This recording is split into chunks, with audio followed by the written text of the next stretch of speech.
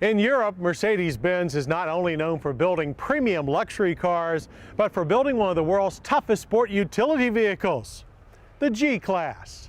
Despite being around for over 20 years, the G-Wagon or Geländewagen has rarely been seen on U.S. roads. Once only available through a private importer, the G-Class now comes to your local Mercedes dealer as the G500.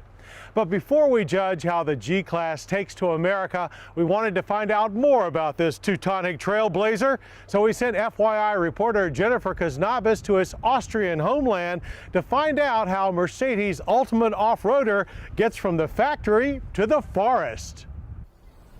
For years, the G-Wagon has been very popular in Europe and is now coming to the U.S. But before we introduce it, we'd like to take you to the home of the G-Class here in Graz, Austria. Graz is the second largest city in Austria.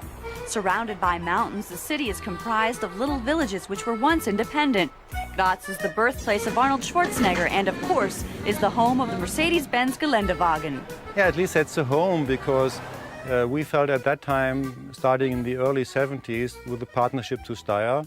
So at that time, some of the development had been in Stuttgart, some of development had been in Graz in former years, and the whole production and development history is connected to Graz.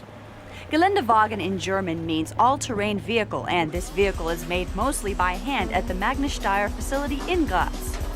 Having the chance to actually tour the facility gave us the realization of what a sturdy vehicle this really is. Basic technology has a very stable frame, has rigid axles, has interesting techniques in transmission and transfer case. And therefore we have 3 differential locks in 3 different places, and the possibility to go off-road and to climb, especially in severe conditions. Nearly no vehicle is as good as the G. The G500 is a vehicle we will be seeing in the US, but over in Europe there are quite a few different models, including a diesel version. And until now, acquiring any model of the G-Wagon in the United States was difficult, so Mercedes-Benz anticipates good sales here. Many customers worldwide who wanted to have a G-Class took the chance to get it. And at least we have about maybe 200 or 250 units that are just running. The interest of the product is good. But the original intent of the G-Wagon was far from civilian. The Shah of Iran was in need of an off-road military work truck. That's when Mercedes stepped in, and by 1979, the Geländewagen was ready for production. But unfortunately, the Shah by then had been deposed. But after that, other military divisions were also in search of this road workhorse. The situation was in the early 70s, there was a need for a military-used high off-road vehicle. And that was the basic technology at that time that has to be designed. And the first prototype in 76, and everybody was satisfied. We got the start, and then the planning for the vehicle was set up to 79 to start with the production at Graz. And at least we had a long time of history, different types of projects. First starting with the military projects. First was Argentina, and then big events with the French Army and then German Bundeswehr. But aside from its military roots, it also captures the spirit of its birthplace. Austria in general is noted for beautiful mountainous land, which makes it only natural that the G-Wagon be built here. This is a very high sophisticated vehicle, and to drive it, it makes very much fun.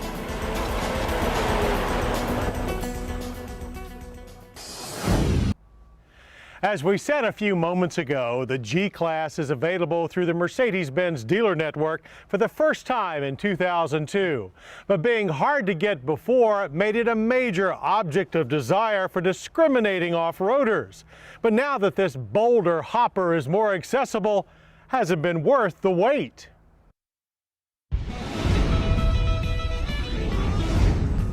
Well, if your idea of a real SUV is one that combines the heft and solidity of a bank vault with the prowess of a mountain goat and then tops it off with the refinement of an $80,000 luxury sedan, then the 2002 Mercedes-Benz G500 is what you've been waiting for. Its boxy shape and flat windscreen, reminiscent of late 60s, early 70s era Toyota Land Cruisers, looks right at home parked in front of a Frank Gehry designed building or campsite in the Australian outback. Its rugged body-on-frame construction and solid axles at front and rear have long been a staple of serious off-road vehicles. But leave it to Mercedes to take it to the extreme, because the G500 is also outfitted with 3 locking differentials at the front, center, and rear, and it's the only SUV sold in the U.S. so equipped. Activated by 3 dash-mounted controls, locking the center differential splits the torque 50-50 front to rear. Locking the front or rear differentials splits that torque again evenly from side to side. This gives the G500 those mountain goat characteristics we spoke of earlier. Mercedes claims the G500 is capable of climbing 80% grades and can handle lateral slopes up to 54%. For handling situations not quite so extreme, the G500 has electronic traction control and ESP stability control. But the G500 is more than just a serious off-road stump jumper. Swing open its heavy vault-like doors and you'll discover the interior is stuffed full of trimmings taken directly from the posh S-Class. That includes heated 10-way power-adjustable leather seats facing a wood and leather-wrapped power-adjustable steering wheel. A Bose 9-speaker premium audio system with 6-disc CD changer and GPS navigation system are also standard. And so are the dual-zone automatic climate controls and 5-speed automatic transmission with touch shift for manual shifting. In the back, your passengers will also enjoy heated seats, which fold and flip to give you a total of 79.5 cubic feet of cargo capacity. Surprisingly, this upper crust stability carries over to the G500's highway manners as well. Holding the rigid axles in place are longitudinal and transverse links with coil springs and gas shocks at the corners to even out the ride. And while we wouldn't call it car-like, the somewhat bouncy ride quality is comparable to the most popular domestic truck-framed SUVs. At the track, the G500 behaved as expected, with a fair amount of push on turn-ins and a moderate amount of body roll. But the G500 feels so rooted to the pavement, you don't feel as though you're being tossed around. What you do feel are tired forearms and a cramped calf muscle in your right leg, as in keeping with its serious off-road nature, the recirculating ball power steering and accelerator pedal are heavy and stiff. Mash that pedal to the German metal floor and 60 miles per hour comes up in 10.2 seconds. Not too shabby for a nearly 5,500-pound truck. Supplying the go is Mercedes' aluminum 5-liter single overhead cam 24-valve V8 that produces 292 horsepower and 336 pound-feet of torque. It's a variation of the same engine found in the S500 sedan and the new ML500 SUV. Bringing the G500 to a stop is up to Mercedes' standard 4-wheel disc braking system that includes ABS, brake assist, and electronic proportioning. We average stops from 60 and 129 feet. So now the million-dollar question. How much will it cost to put Mercedes' ultimate off-roader in your garage? Well, it won't be quite that expensive, but base price is still a hefty $73,165. Our tester with the optional and way pricey $1,800 chrome brush guard rang up to $74,965. But despite its nearly unparalleled off-road capabilities, don't expect to see the 2002 Mercedes-Benz G500 at your local mud bog or rock hop. This thing is about living large and being seen.